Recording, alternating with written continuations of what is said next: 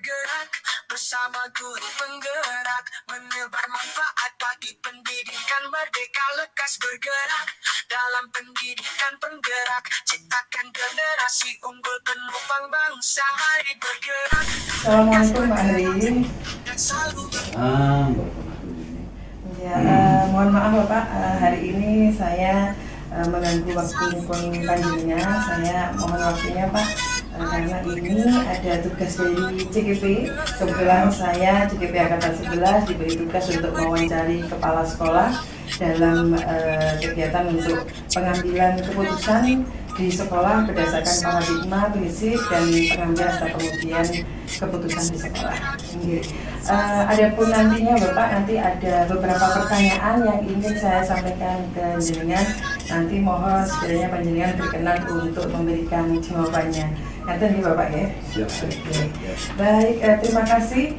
Untuk pertanyaan yang pertama ini, selama ini bagaimana Bapak dapat mengidentifikasi kasus-kasus yang merupakan dilema etika atau rujukan moral, Bapak?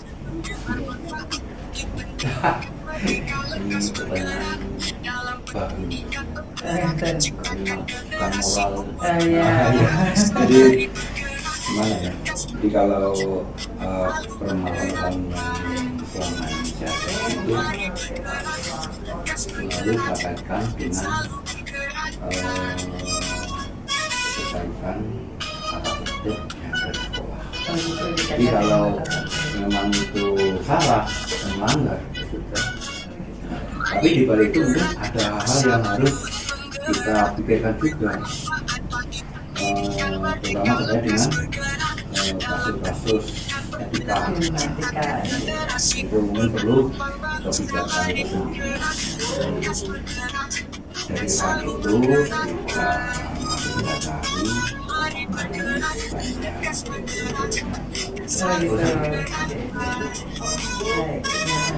kemudian Bapak, selama ini bagaimana Bapak menjalankan pengambilan keputusan di sekolah dengan terutama untuk kasus-kasus di mana ada dua kepentingan yang sama-sama benar atau sama-sama mengambil nilai-nilai kebajikan. Bagaimana ini Bapak dalam mengambil keputusan? Itu gimana? Untuk pengambilan keputusan ini yang terkait dengan nilai-nilai kebajikan ini apa yang Bapak lakukan? Misalkan apakah Bapak itu melakukan kolaborasi dengan tim atau mungkin melakukan investigasi dan sebagainya Bapak? Selama ini saya tidak langsung mengambil keputusan, tapi saya harus selalu dari fakta-fakta informasi ini. Saya selalu mencari sendiri juga, dengar sendiri dari beberapa. Jadi saya menjadi sumber informasi itu satu biasa nggak berbeda. Karena memang kalau dia kan juga bisa nanti aku saya yang itu. Jadi kalau dengan mendengarkan itu baru bisa simpulkan. Terus lalu saya bukan saya sendiri kan, saya punya manajemen tim. Berkomunikasi saya komunikasikan manajemen ya Pak.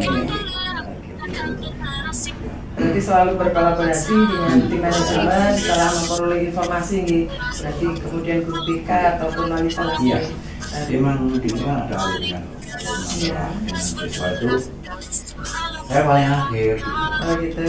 Jadi yang pertama memang teman-teman yang di masa tahu yang itu, baru nanti kalau ini nggak bisa ngatasi itu langsung ke BK-nya. Awal itu dulu, itu nggak bisa BK, baru jadi harus selalu alurnya. Berarti memang harus bertahap nih, tapi tidak bisa langsung pengambilan keputusan. Ini untuk pertanyaan ketiga Bapak. Kemudian langkah-langkah atau prosedur seperti apa yang biasa Bapak lakukan selama ini dalam pengambilan keputusan dalam dilema etika? Mungkin ya langkah-langkah yang seperti tadi demikian. Iya. Ini sebenarnya sudah dari yang kedua tadi loh. Iya. Jadi kita masalah harus kalau itu masalahnya bisa kita oleh wali kelas, ya, itu sudah cukup. Tapi kalau tidak bisa, nah, itu tingkat selanjutnya. Gitu. BK, lagi BK itu kan namanya bimbingan offline, jadi perlu mengarahkan gimana siswa mencari solusinya.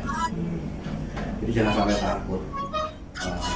BK menakuti sesuatu salah banget. Nah, iya itu harus dihilangkan, paradigma itu harus dihilangkan. Karena BK itu membantu siswa mencari solusi. Tentu kalau berat, beratnya kan banyak. Beberapa kali siswa kita itu kasusnya itu melanggar nilai-nilai yang sangat tinggi, misalnya kena kriminal, itu kan, Kediri kan gitu.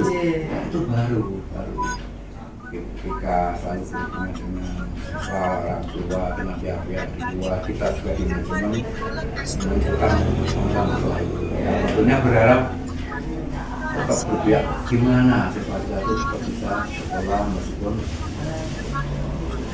berarti kolaborasi nih Pak, kolaborasi dengan semua pihak ya. Iya.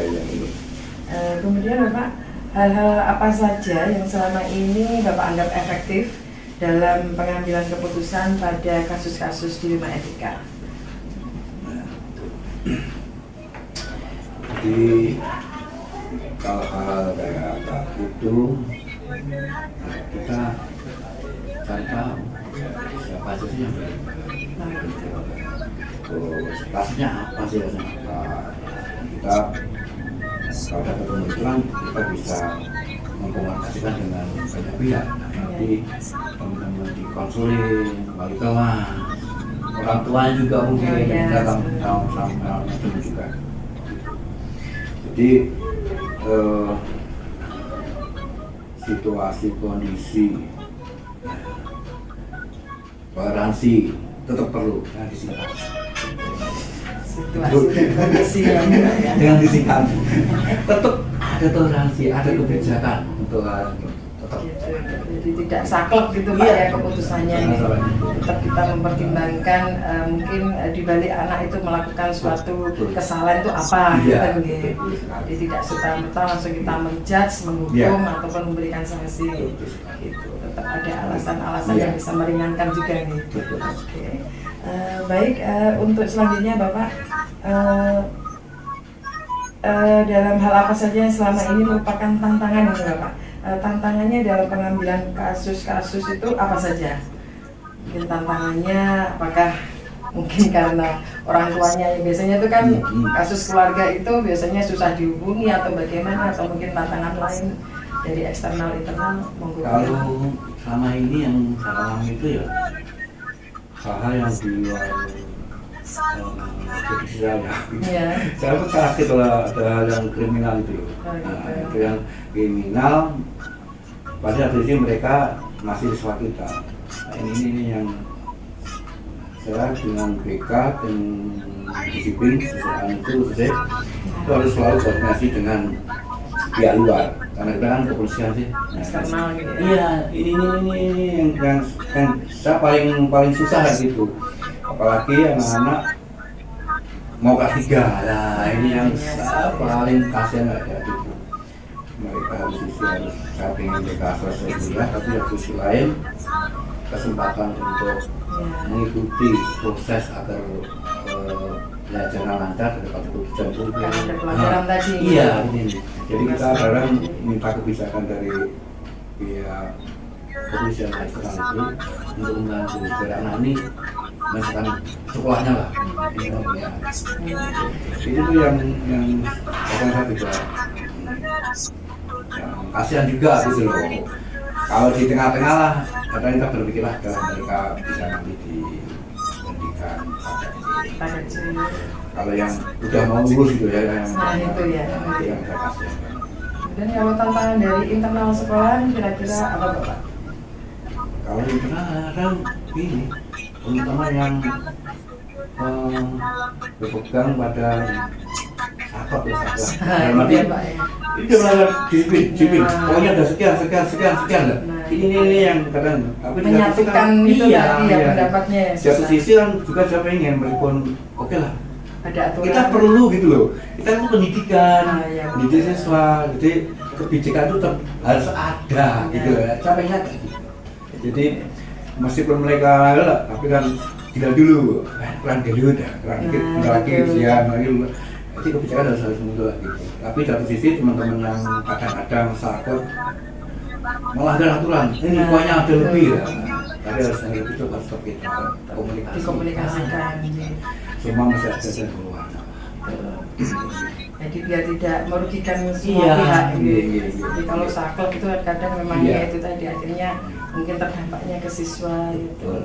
Tapi kalau selama ini kalau dari internal masih bisa mudah diatasi ya Pak. Pada akhirnya mereka juga sadar nanti satu didik dan ajar. Nah ini kalimat penting yang jadi senjata untuk bisa melakukan kebijakan. Iya, akhirnya bisa ngelenggono ya maksudnya bisa menerima masukan dari jenengan. Baik.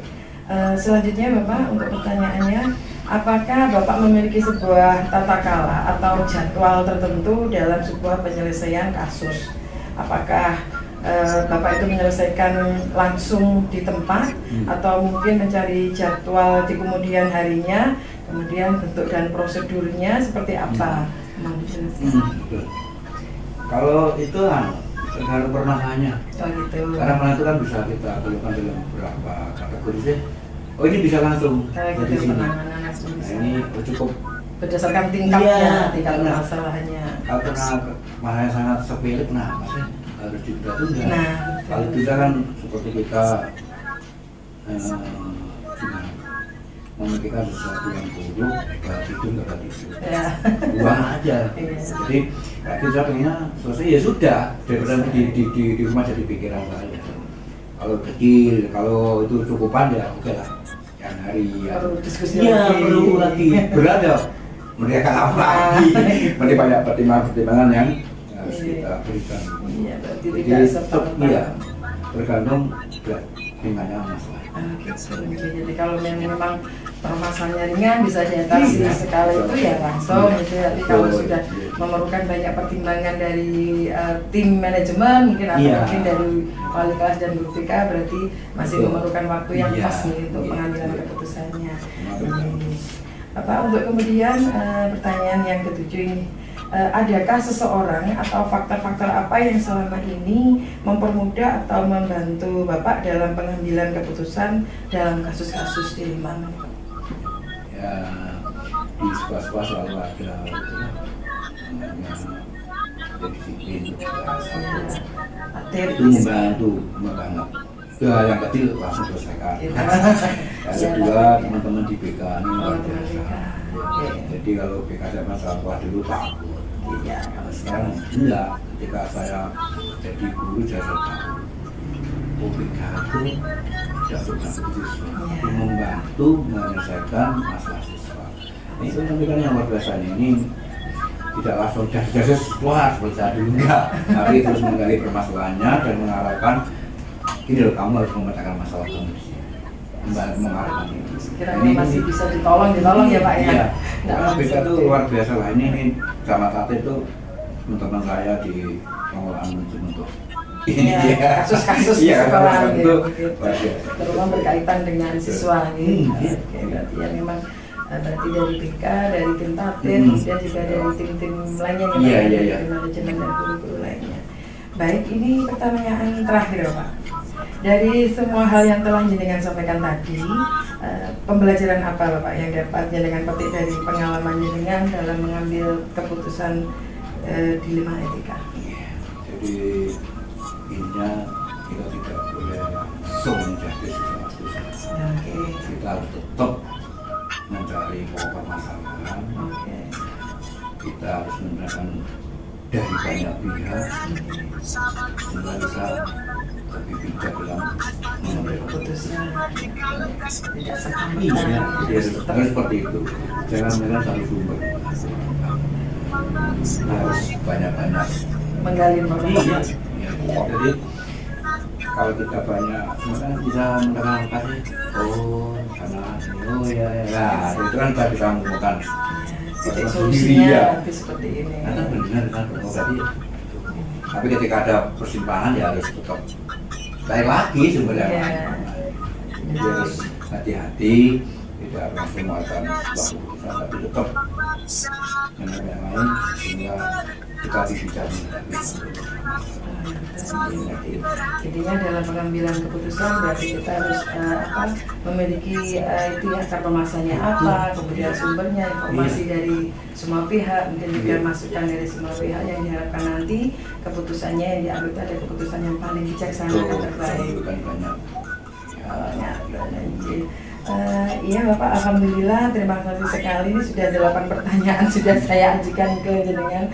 Terima kasih atas waktunya Pak Ari, dan di sini saya akhirnya jadi semakin mendapatkan ilmu dari jenengan bagaimana saya nantinya apabila mungkin dimanapun saya berada, paling tidak ketika saya menghadapi kasus-kasus D5 etika ini bisa mengekorkan jenengan seperti harus bekerjasama dengan tim, harus tidak serta-merta menjas seseorang melakukan kesalahan. Jadi memang harus membutuhkan pertimbangan dan pemikiran yang lebih baik sehingga keputusannya tidak berat sebelah.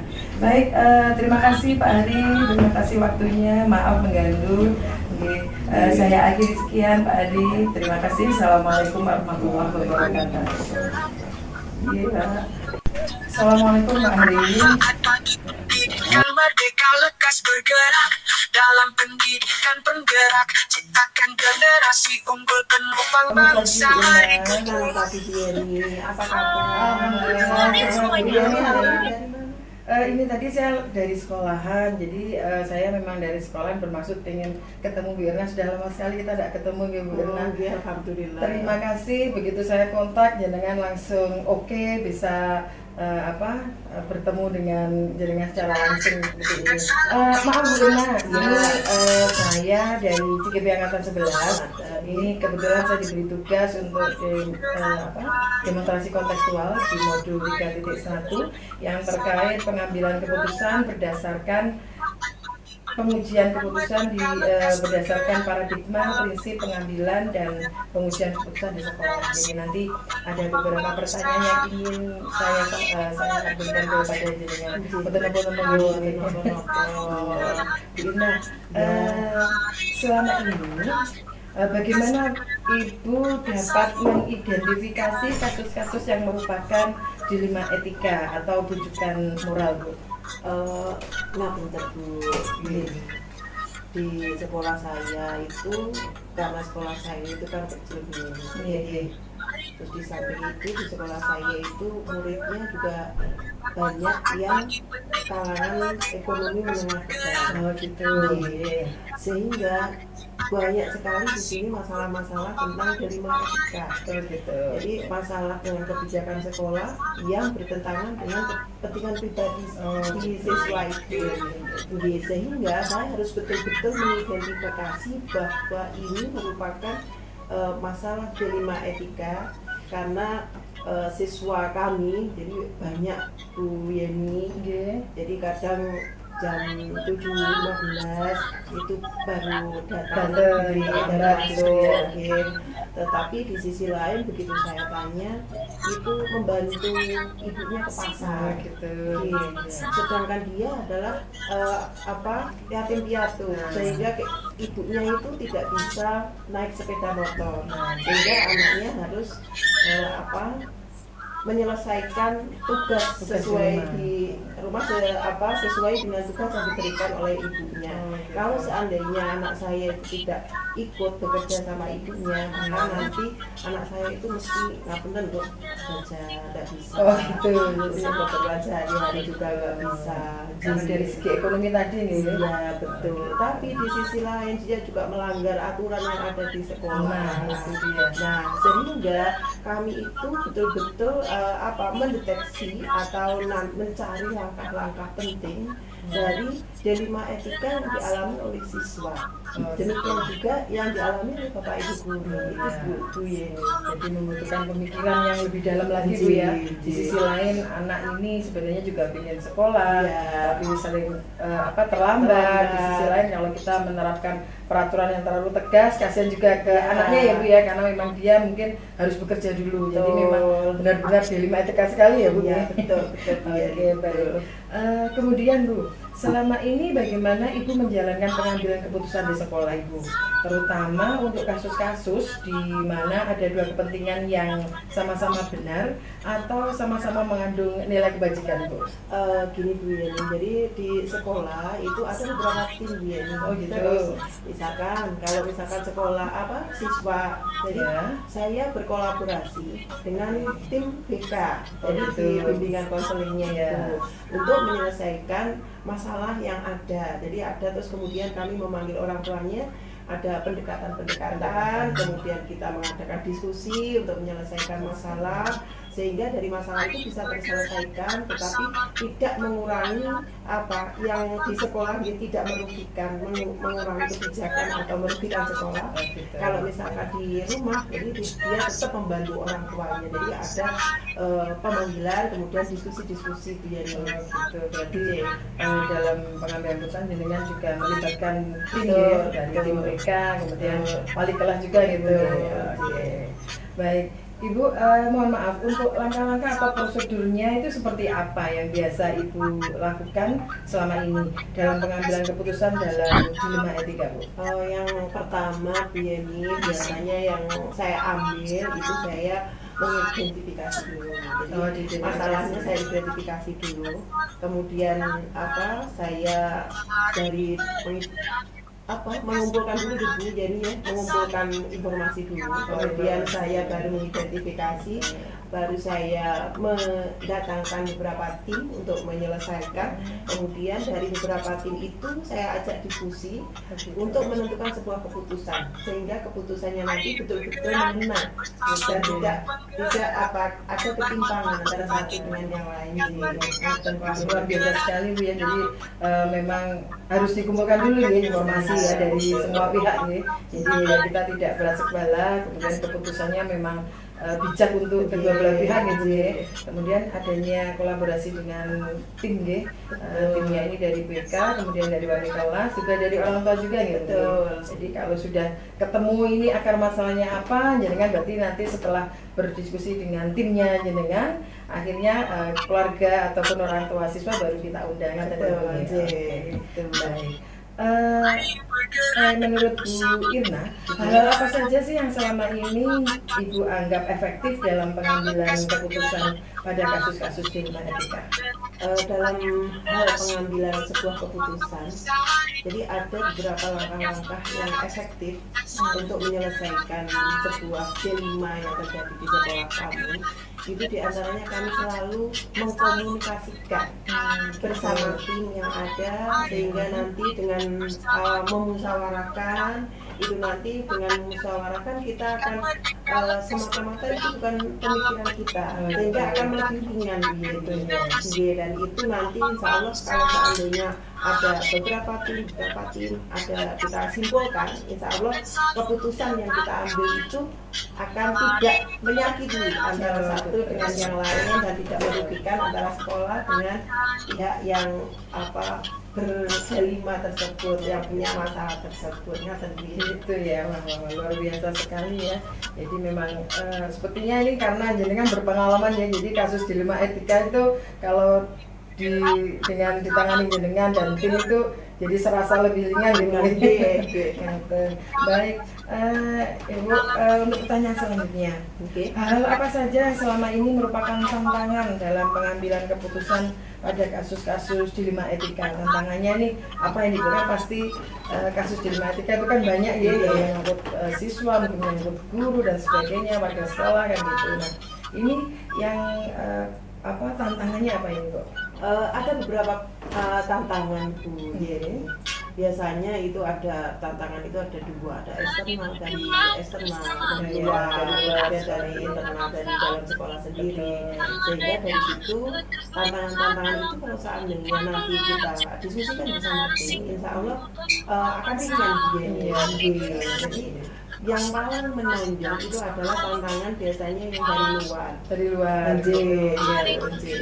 Karena kalau dari luar tuh kita mau mengintervensi kan juga susah ya, Bu. Jadi karena kadang itu memang kalau dari pihak luar itu tidak sesuai dengan pemikiran kita, jadi kadang ada gompoknya gitu ya. Beda kalau dengan internal, kita bisa melakukan pendekatan persuasif, akhirnya ketemulah keputusan yang memang benar-benar suara kebajikan untuk dari semuanya, dari tim, iya dari tim. Oke. Baik Ibu, untuk pertanyaan selanjutnya, apakah Ibu memiliki sebuah tata cara atau jadwal tertentu dalam sebuah penyelesaian kasus dilema etika?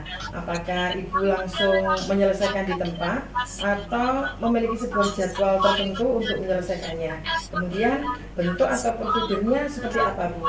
Mohon dijelaskan. Oh gini Bu ya Bu. Jadi sekarang di era ini Bu, ini apa namanya kurikulum merdeka. Jadi kesibukan kepala sekolah itu sangat luar biasa sehingga saya harus keluar ada kegiatan ini dan itu, sehingga yang pertama itu kalau seandainya langsung diselesaikan kayaknya karena tertumpuk dengan berbagai kegiatan, jadi itu kayaknya tidak bisa. Kemudian yang berikutnya, kalau seandainya nanti langsung kita selesaikan di tempat, kayaknya juga kurang etis. Jadi ada beberapa tahapan-tahapan yang harus kami lakukan, di antaranya tadi sudah disebutkan di atas tadi, karena diidentifikasi, kemudian kita diskusikan bersama tim. Kemudian setelah kita diskusikan bersama tim, nanti akan satu keputusan yang didapat. Baru setelah satu keputusan yang didapat itu, saya akan panggil Bapak Ibu guru, ya, atau mungkin siswa itu sesuai dengan hari saya yang kosong, misalkan nanti saya panggil, kita akan pendekatan dari hati ke hati. Jadi supaya nanti permasalahan itu bisa betul-betul terselesaikan, dan kesadaran itu akan muncul dari hati Bapak Ibu guru tersebut, sehingga berikutnya tidak ada masalah lagi. Jadi kalau dijawabkan tidak ya, jadi kalau misalkan ada masalah kita sesuaikan ya, tidak serta-merta langsung di tempat karena tadi memang tidak etis ya, jadi memang masih perlu istilahnya kayak observasi bagaimana penanganannya, bagaimana kita harus diskusi dulu, dengan diskusi dengan timnya dengan tadi ya, biar keputusannya itu memang keputusan yang terbaik ya. Betul. Luar biasa Ibu. Untuk pertanyaan selanjutnya, adakah seseorang atau faktor-faktor apa yang selama ini mempermudah atau membantu Ibu dalam pengambilan keputusan dalam kasus-kasus dilema etika ini? Saya selalu menekankan di keterbukaan gitu ya, transparansi pada tim, sehingga nanti kayaknya kalau seandainya ada keterbukaan, transparansi, ini tidak ada dusta di antara kita. Iya betul sekali ya. Jadi kalau intinya kalau memecahkan suatu permasalahan itu memang harus ada keterbukaan ya, agar maksudnya pendapat-pendapat dari tim itu memang yang diambil pendapat yang paling mendekati kebenaran ya Bung ya, yang tidak merugikan pihak-pihak yang melakukan permasalahan dilema etika. Baik Ibu, ini pertanyaan terakhir, maaf pertanyaannya banyak sekali. Dari semua hal yang telah jenengan sampaikan tadi di depan ya Bu ya, pembelajaran apa sih yang dapat jenengan petik dari pengalaman Ibu tadi dalam mengambil keputusan dilema etika? Pembelajarannya apa ini Bu? Dari situ saya mengambil hikmah sendiri. Jadi dari apa yang sudah ada dari rangkaian rentetan dari permasalahan itu, saya mengambil hikmah bahwa keterbukaan itu sangat penting. Kemudian transparansi itu juga sangat penting. Fleksibilitas dan penyesuaian kita terhadap lingkungan, kemudian analisis suara itu sangat penting untuk menyelesaikan sebuah masalah. Jadi komplit ya Bu ya. Jadi ya juga fleksibel itu disesuaikan dengan waktunya juga, mungkin timingnya itu pasnya untuk melakukan keputusan itu di saat apa ya. Kadang kan kalau kita langsung mengambil keputusan mungkin ya itu tadi timingnya nggak pas, nanti malah menjadi tersinggung atau malah Ya, timbul permasalahan betul. baru lagi nggih. Mari Iya. bergerak Alhamdulillah Bu Irma bersama ini sudah guru pertanyaan penggerak. akhir. Bu Irma mohon maaf tadi sangat sudah Merdeka lekas mengganggu bergerak jenengan dan dalam saya terima kasih penggerak. sekali Bu Irma Ciptakan dengan generasi apa ini ngobrol santai dengan jenengan, saya juga akhirnya punya apa ya, maksudnya punya ilmu baru juga bagaimana nantinya apabila saya di sekolah ataupun di lingkungan mengalami permasalahan dilema etika, paling tidak saya akan menerapkan apa yang seperti jenengan lakukan, mulai dari mengumpulkan bukti-bukti, kemudian identifikasi, mengumpulkan tim atau mungkin siapa saja yang ditanyakan. Luar biasa sekali Bu Irma, terima kasih ilmunya. Ngapunten sudah merepotkan. Amin, jenengan juga gitu sukses terus. Mudah-mudahan ini kedepannya nanti sekolah Kalijaga ini dengan di bawah naungan panjenengan jauh lebih besar. Terima kasih Bu Irma. Iya, mohon maaf. Terima kasih. Assalamualaikum warahmatullahi wabarakatuh. Saya langsung berdiri nih Bu Irma. Iya, terima kasih. Selamat pagi Bu Irma. Selamat pagi Bu Yeni. Mari bergerak bersama guru penggerak, menebar manfaat bagi pendidikan. Merdeka lekas bergerak dalam pendidikan penggerak, ciptakan generasi unggul penopang bangsa. Mari bergerak lekas bergerak dan selalu menggerakkan. Mari bergerak lekas bergerak dan selalu menggerakkan.